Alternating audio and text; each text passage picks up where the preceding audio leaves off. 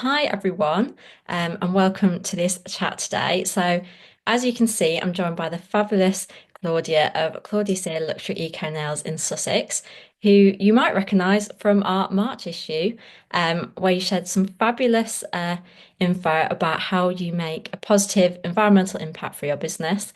And we're going to talk about that more today, which is really exciting, and hear about your tips and lots of different things. So, hi Claudia. Hi, thank you for having me.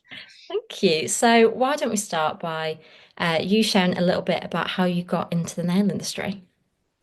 So I had quite a big gap from work after I had my children, which was lovely, but it meant I was kind of starting from scratch when thinking about what to do. I really knew that I wanted to do a job where people left happier than when they came in, and nails 100% fits the bill for that. So it's just been great. My friend's daughter said that she couldn't believe that I painted people's nails for a living, and I was like, me neither. This is the thing, everyone we talk to, they always say that the joy you can bring is just like next level. Yeah, it's lovely making other people happy as your paid work. That's great. So, Yeah. What a better way to do it? So obviously you launched your business. Was that 2 years ago? Is it 2 years ago? yeah, it was a bit of a slow start. I was supposed to start my training in March 2020, and then obviously we had COVID, so it was a while coming. But yeah, 2 years I've been open. Amazing. And so when you launched with this environmental ethos, which is fantastic. So what inspired you to sort of launch with that? I think it's a natural spillover from my personal beliefs. I think that we're accountable for how we live and how we treat the things that we have. And I guess if you have a choice between doing harm or helping, why wouldn't you choose the option to do the best that you can? Amazing. So do you try to make an environmental impact sort of through your personal life as well? Yeah, I mean, I guess the things that we buy for the house, the food that we eat, we're just trying to be conscious. I mean, nobody's got it all nailed down. No one's perfect, but we're trying. Yeah. And that's all you can do, isn't it? Mm. Absolutely. And so, how do you make a positive environmental impact through your business? Because, I mean, all the times I've talked to you about it, there's so many different schemes and different things that I didn't even realize were about. Yeah, I think there is a lot out there now, and kind of increasingly more options for people to look at. I've tried to look at everything from kind of start to finish of an appointment. So from the things that are set up on the desk to where they go at the end, I've tried to think how can I make this the best version of this treatment. So organic skincare was a really big one for me because organic farming has such a different impact than other methods of farming. So skincare is organic, even the tea and the milk are organic. Mm. And then things I use in the treatment, I've got Desprol that's made from recycled cartons. Try and limit the things that get thrown out, but obviously that is a tricky one with nails because of hygiene and PPE. There are some things that you just have to use. Yeah. Um, a lot of it, to be honest, is in the kind of the cleanup process. So making sure that any nail coating that's removed isn't going to end up in the waterway, that it's kind of into the waste rather than the sink. And choosing a waste company that I feel would do the best that they can with what I am producing, which isn't that straightforward. It involves a bit of work, but yeah, using a local recycling company. Um, and they're a zero landfill company as well, which helps. The hygiene products that I use, I've tried to find ones with minimal environmental impact, but that are still, trustworthy and effective against the things that you might come across in the salon. I offset my carbon output, and then a small donation from every treatment goes to either help remove plastic from the sea or plant new trees. Wow. That's amazing. So, all these things that you did, have you sort of gradually added them into your business, or was it when you started, you were like, I'm doing it all? Yeah, a bit of both. That was one of the things with COVID is I had that time Mm. not seeing clients to think through exactly how I wanted to operate. But there's been a lot of tweaking as I've gone along. Sometimes you try something and it just actually doesn't work in practice, or later on you find something better. And yeah, there's no shame in giving something a go and actually saying to clients, that's not working for either of us. Let's try something different. And just keeping going. Yeah, I love that. And so when you've come to choose sort of a company to be positively to make a positive environmental impact through, how do you choose them? What do you have to sort of consider, would you say? Yeah, it's unfortunately not as straightforward as you might hope because there's a trend for kind of being environmentally conscious. There is more and more greenwashing out there as well. Yeah.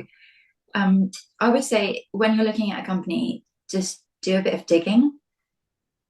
Like I'm not good at like using the phone now. We're more sort of used to messaging and things, aren't we? But actually, you can Yeah. save a lot of time and answer a lot of questions by ringing a company and saying, you said this, what does that actually mean? Or you said that you'll recycle my waste. What would you do with kind of my specific things? And Yeah. don't be afraid to ask awkward questions, I guess, of whoever it is that you're looking at to help you.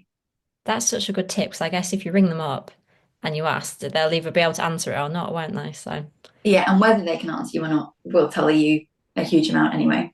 yeah, Yeah. so fascinating. And so I know that one of the companies you mentioned to us in the March issue was GreenSpark, which is fantastic. Why don't you tell us a little bit about them? Yeah, they've been really great because they partner with a lot of big businesses as well, but they were really excited to talk to me about how it would work for a small part-time business as well. So um, some bigger sites will have them kind of integrated so that when you book or pay for something, they would automatically fund a cause. For me, I would look at the end of the month and say, okay, I've done this many manicures, so I'm going to fund this many plastic bottles to be removed from the ocean, or I've done this many pedicures that will plant this many trees. The Green Spark website is really easy to use. It's a really nice, friendly team, and just like a really concrete way for clients to see that Mm. you're trying to do good things. Yeah, I love that. I think that makes such a difference, doesn't it, for clients to see that as well? Yeah, Yeah. So what has their reaction been to all the things that you've done? I guess they must love it. yeah. Most people that come in for the first time will mention sustainability at their appointment and ask me a bit more about it, or say that that's why they found me. And I think there are so many nail techs now, which is wonderful. But I think showing that you're a considerate and thoughtful business goes quite a long way. Yeah, definitely. And I guess that brings in more clients because I know, I mean, I could find some stats, but there's lots of stats out there, isn't there, about how people are buying more for are seeking sustainability when they're making purchases. And I guess it's the same with the beauty treatments they find. Yeah, absolutely. If you've got the choice between someone who is or isn't environmentally Mm. friendly, a lot of people will, have a look at sustainability. Yeah. And I guess it feels nice for you as well to think I'm making a difference just by doing my job. Yeah, yeah. Like sometimes it can feel like, oh, these are all such like small things and not very impressive, and then you look back at everything added up and you think, oh no, this is actually a good thing. Yeah, I love that. And so if anyone's watching this when we show this and wants to make a positive environmental impact, but maybe doesn't know where to start or feels a bit overwhelmed by it, what would you suggest? Just start, like don't overthink it and think that you've got to suddenly reorganize or rebrand your whole business. You don't, like, just start with something little, like the toilet roll that you buy for your Yeah, salon, and work up. It's not going to be like a massive thing all at once. Just begin. I love that. And I guess that's it. You start simple and sort of build your way up. Yeah, I mean, two really easy ones that you could do without even spending any money would be things like deliveries. So last year I went on a tour of a recycling factory because I like Wow. to get wild in my free time. That sounds fantastic though. One of the things that they said is that reducing your waste is one of the most helpful things that you can do, Yeah. because recycling always is limited. And one of their biggest challenges is actually cardboard boxes. Because we tend to think, cardboard you can recycle, that's environmentally friendly, but um, you can't recycle it indefinitely. And the UK tends to produce more recycled cardboard than it can sell.